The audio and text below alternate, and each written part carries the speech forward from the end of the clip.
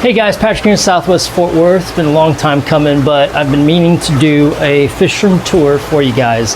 And so I'm going to do that now. This is going to be your September fish room tour. I have a lot of new subscribers, so I'm going to go over a bit about how I filter everything in the aquaponics system that is incorporated with my aquarium fish and their keeping and breeding. So if that is something that you already know about, feel free to go forward, but I'm going to start off with that. So it's uncharacteristically chilly right now here in Fort Worth and around the country, really. And so I have the door closed. I've got my dehumidifier, and this is something new, but I've got it hanging up here going, and you can see what I do is I just have the excess drip down into here, and then it drips into the grow bed. Forgive the stuff in here. Again, a lot of projects happening all the time. But I have that excess water drip back just right into the grow bed. The grow bed here is filled with, and it's the same as over here. I've got an IBC tote that's cut. You see this in previous videos in more detail, but the IBC tote is cut just like you would a regular aquaponics system that's incorporating tilapia, trout, catfish, anything like that. And you have a grow bed up top, and then the grow bed has a bunch of plants. In my case, I'm using some pothos ivy, peace lily, there is bamboo growing. I even have a cherry tomato plant that is growing in these grow beds. It has a bell siphon on it, and then it is filled with lava rock, and then just pots of the plants. The grow bed floods and drains all day long, going right back into the bottom IBC tote, which itself has a pump. And there's a pump right there, which pumps water up and around,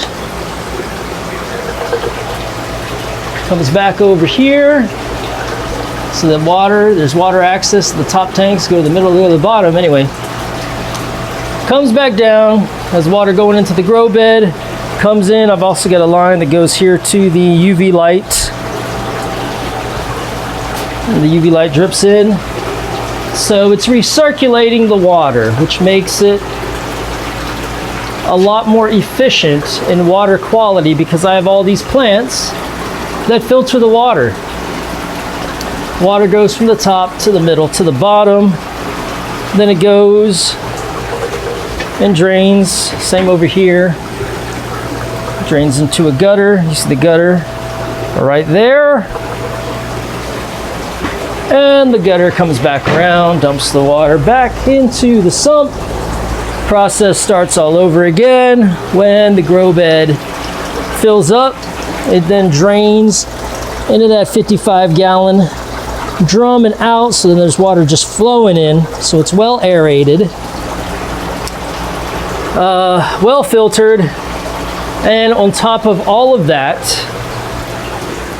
I have the sort of automatic water change system that comes from here, goes in. These are just carbon blocks. It's not RO, it's just carbon for chlorine and chloramines. Tees off here, and there's a line going through this system because this is all one system plumbed together with this IBC tote. And then this is all one system over here. Each system is about 1,000 gallons, but this is all one system plumbed together with this IBC tote cut for its filtration. And I say it's filtration, I mean I've got sponge filters in all of them. I use hang-on-back filters that aren't plugged in, but the water flows from the above tank to the middle tank, and it even flows from the top water line into these hang-on-back filters. In these hang-on-back filters, here's one just as an example. So you see water just flowing in And then I've got bamboo and pothos ivy, and they are growing like mad. In fact, I cut them and give them away to people who come and get fish because I have so much of it and it attacks me.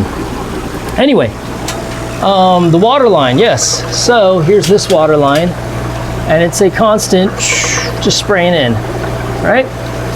And that's on each one. So you have a little bit of water right there, spraying in.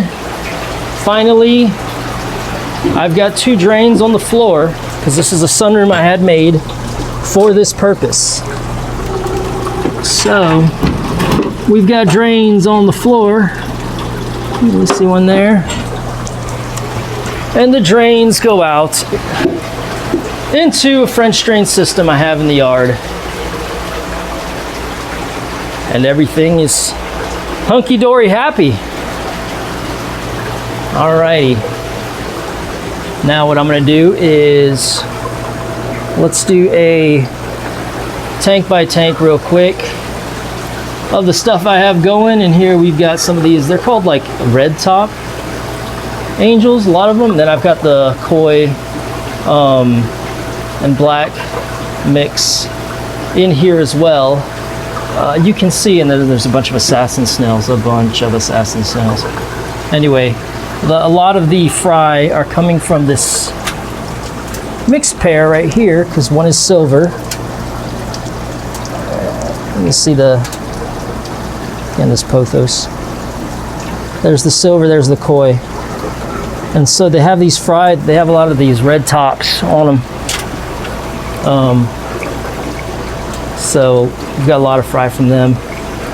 Here's some swordtails, a few fancy guppies, and white cloud minnows. Here are these like yellow convicts. I'm still trying to get them to breed. They still haven't. I'll figure them out later. Adult angels over here.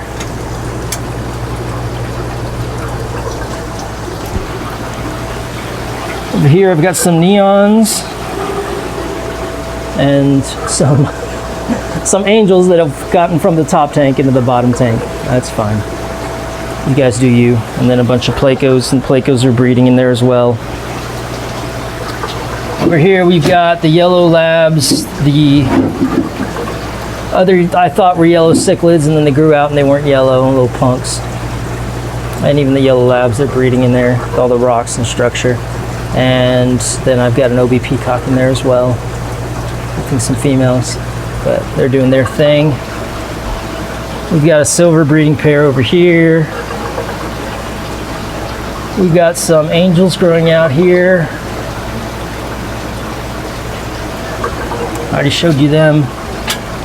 This is just, and here is one of the kind of jewels that I couldn't get. Don't worry about that. We got guppies in these 20 gallons at the top. Crebenses that I didn't even mean to breed, and they're in here.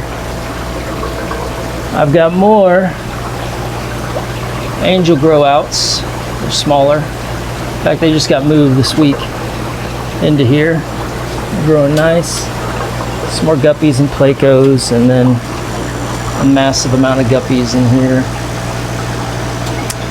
We'll go over here and see some of my breeder angels, like this black pair. Check them out. My platinum pair, one's a pearl scale. And then these guys are pretty faithful. In fact, that's her dad. Her mom died. And they're fry throughout koi and then black. They're really cool. This is my super red calico breeding tank with some guppies. And when I've got the green beans out, you just see a ton of them. Some more guppies. You can see the pothos growing in the water. We got some shrimp. Some more guppies. I split up some of the yellow, those yellow types of convicts. See if they breed in here. No luck yet. Some more guppies in here, and here I've got some Rio Tapa swords and some Blue Star Endlers, and then there's a few Electric Blue Caros and then some Placos in there. Here we got some Florida flagfish.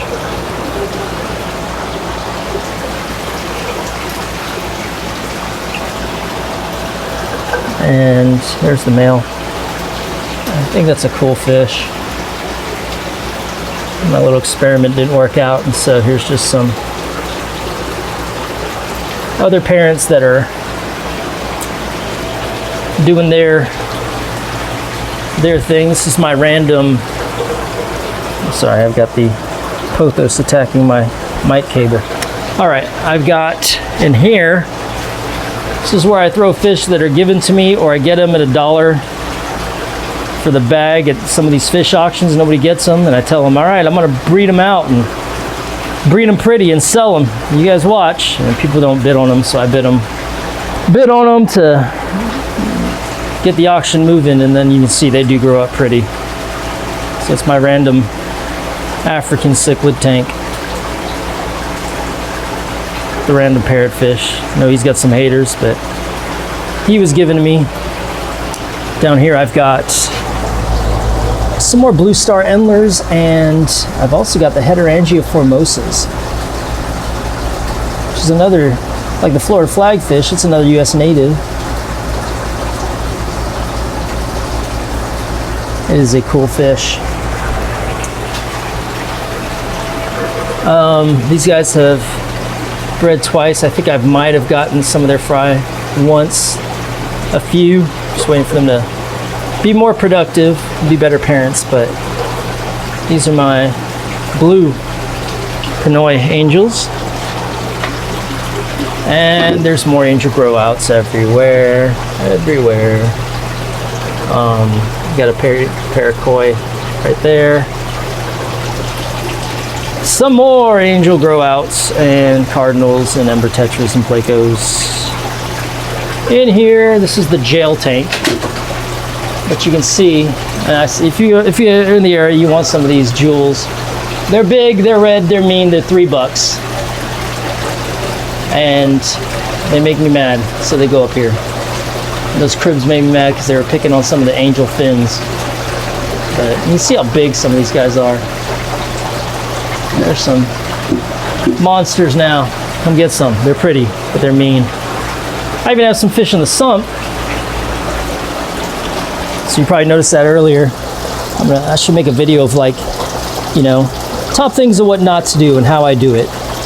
You can see that grow bed has filled up, and now the bell siphon is throwing water down.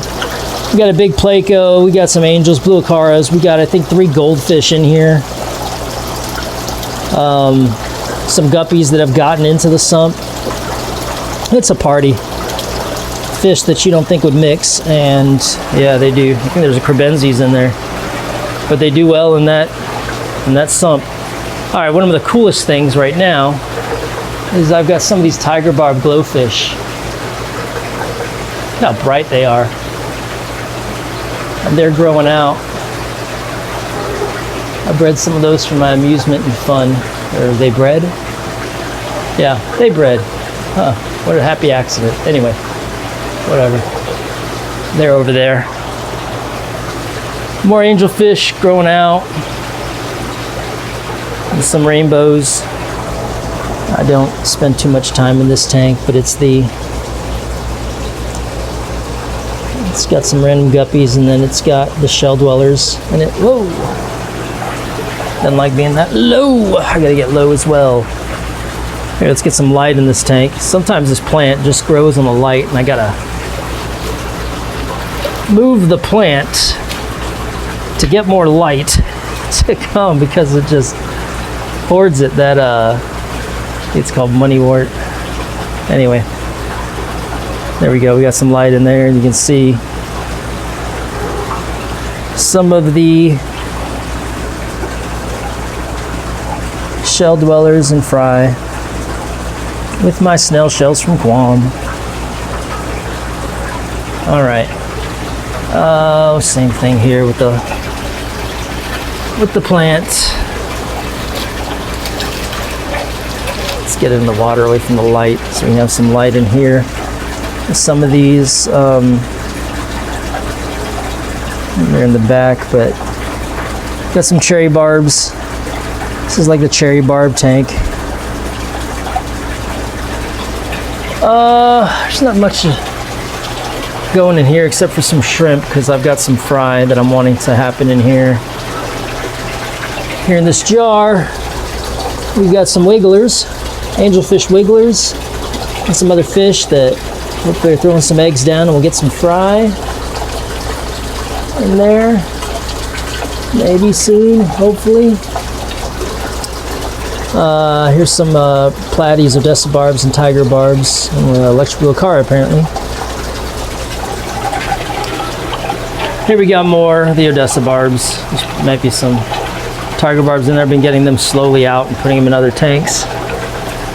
Up here I've got some koi black mix, some Ultims that a buddy that had his breed, and I got they bred on an artificial plant, so I got the leaf and I was able to breed some out. And so any of these silver ones you see, those are Ultims.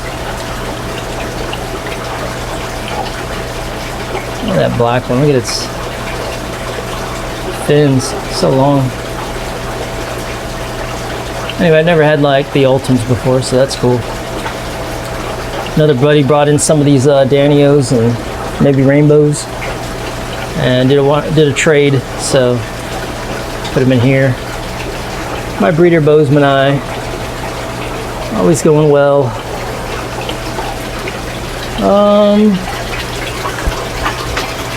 I've got a few mollies up here. I don't know if they like that higher tank.